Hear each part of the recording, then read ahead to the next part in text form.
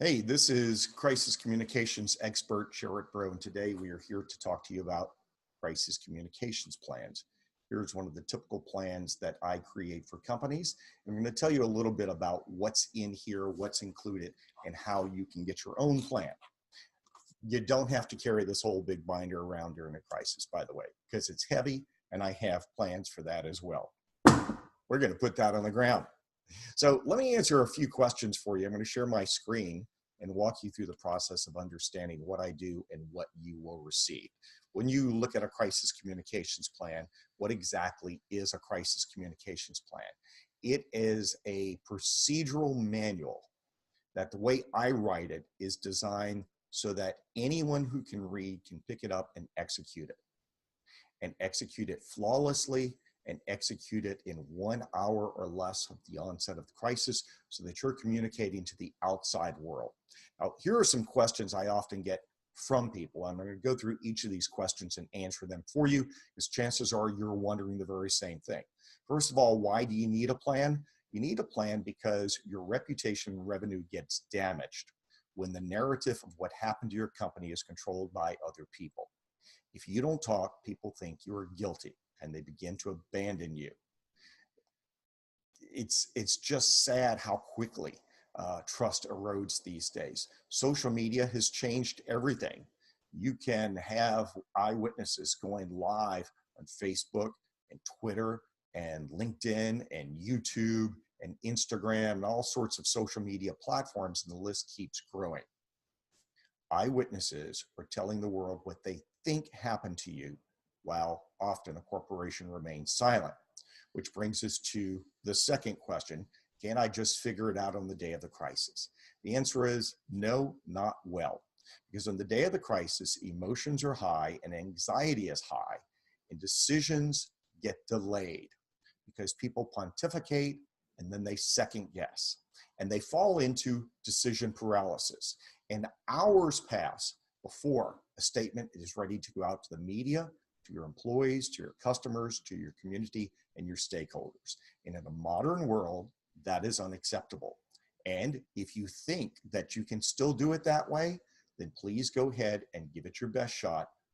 You and I are not going to be a good match, because I believe the best decisions about a crisis are made on a clear sunny day when emotions are low and logic is high.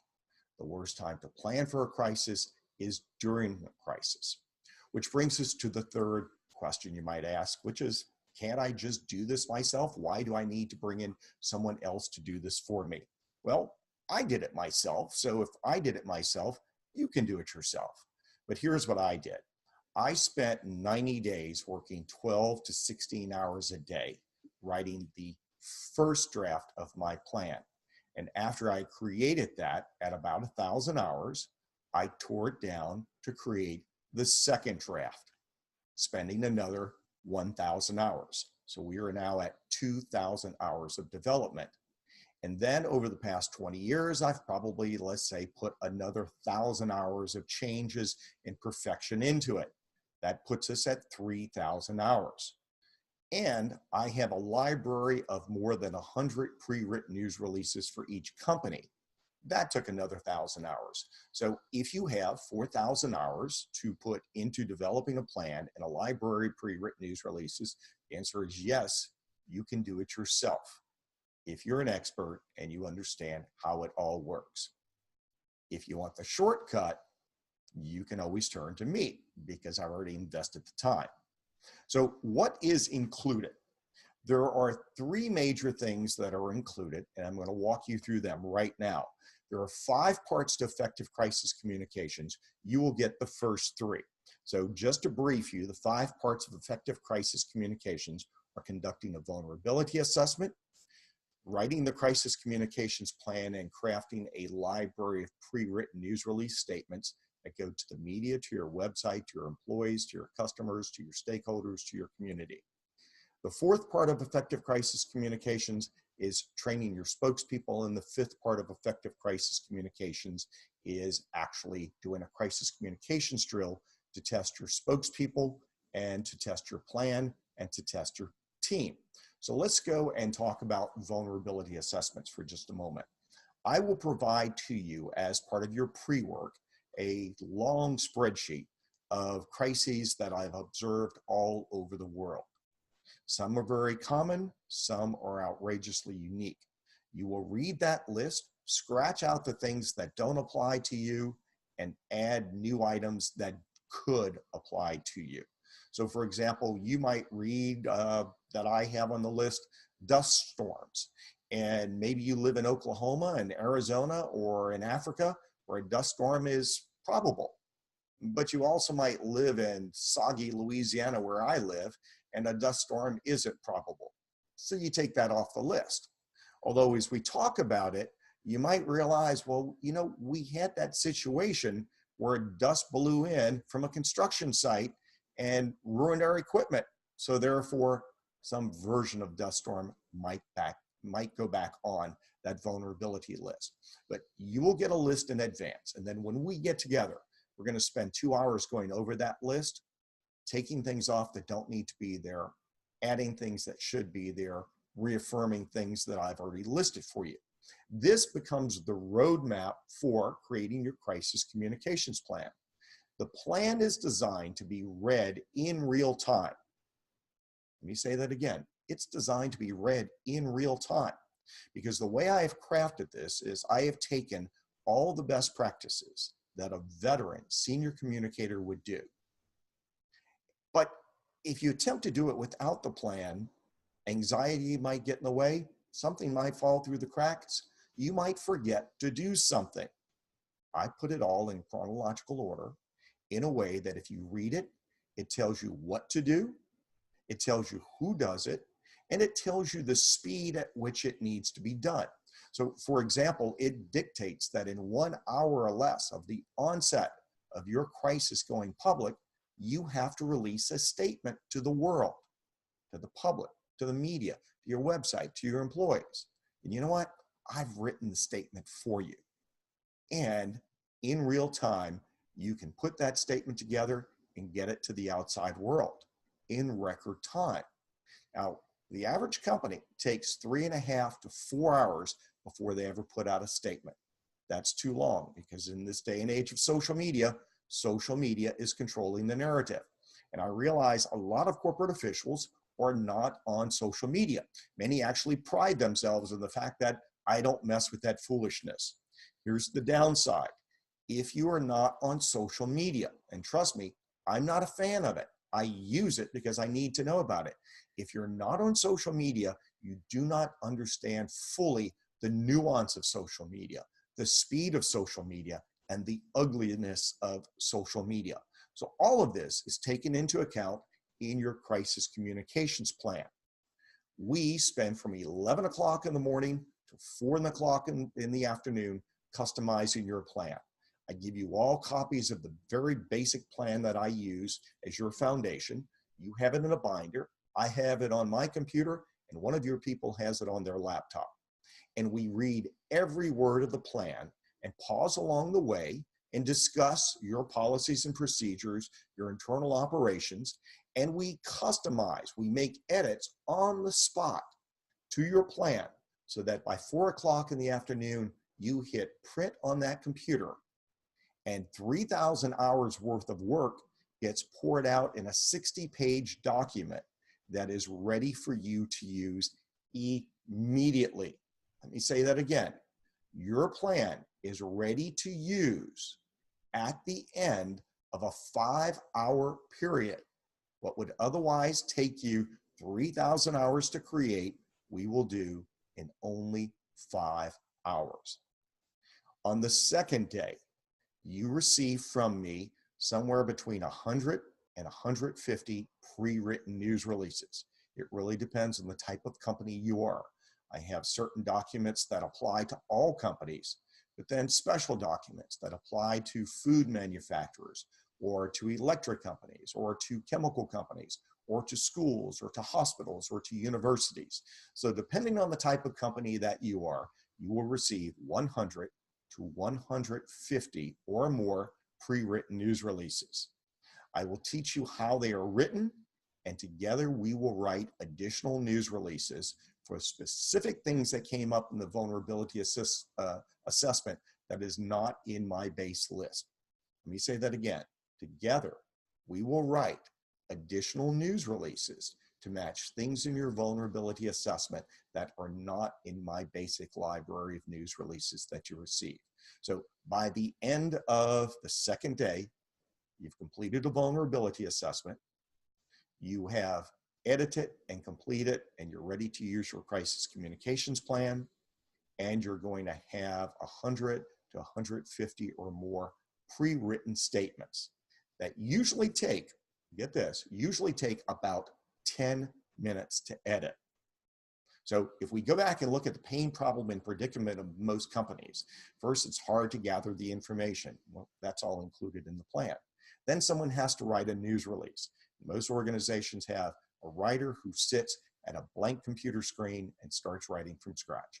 And then they spend an hour and then bring that statement into the crisis management team, and suddenly everybody takes out their pen and thinks they're a Pulitzer Prize winning writer, and they mark it up and they make changes and they fight over semantics and commas. They send it back to the writer does a second draft, then the legal department reads it, and the legal department wants changes, and 3 and 4 hours pass before the world has any acknowledgement from you about what your crisis is. That's unacceptable. If that is your pain, problem, and predicament, what I'm providing to you is a solution to get around that. Now, once you've written those, on another day, it's your option. Step 4 is to learn to use those pre-written statements in a media training class. Step 5 is a crisis communications drill. But for this video, we're just talking about steps 1 through 3. Let's do your vulnerability assessment. Let's get your plan customized. Let's have some news releases ready to use. So that answers the question you see on your screen. What's included? How long does it take? I explained to you that it takes 2 days. You do have pre-work to fill out, but you can do that pretty quickly. I license my product to you. It is not a work for hire. So why is that?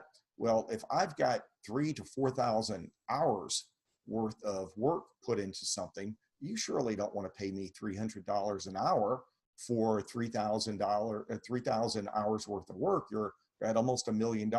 That's way too much money. I've written some plans for some very big organizations that have paid me $100,000 or $50,000. But the fact is, what I provide is at a much lower cost because you only license to use it. You never really own it. I own it.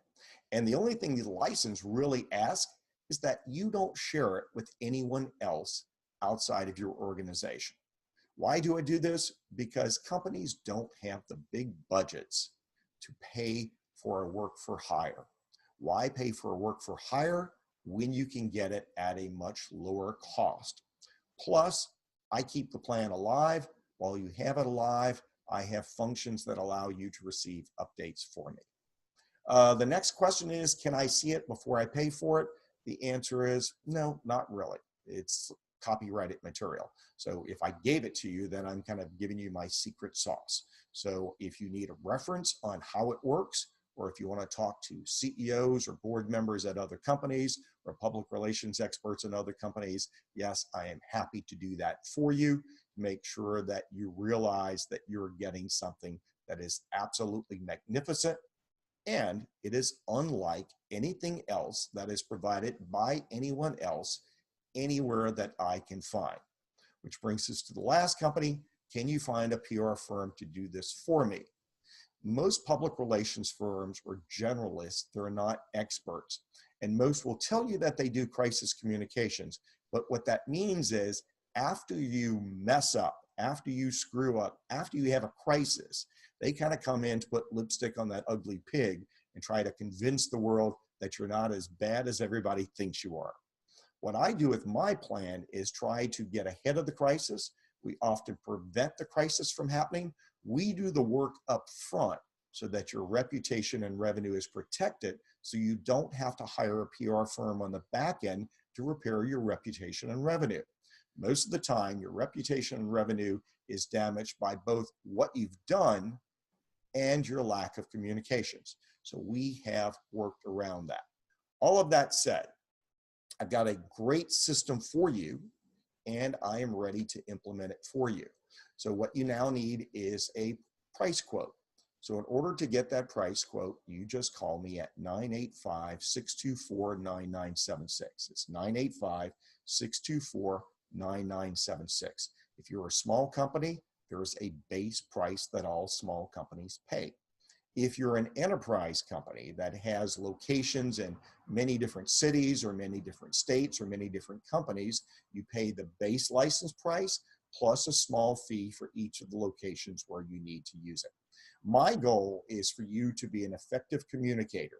My goal is for you basically to have an extension cord plugged into my head that you can follow, and the place where you follow that is in the binder. The binder has about 60 pages of directives, and then that 150 to 150 pre-written news releases. And of course, all of this can fit on a jump drive. It can fit on your laptop. It can fit on your server. You're not going to be required to walk around with a big, massive binder.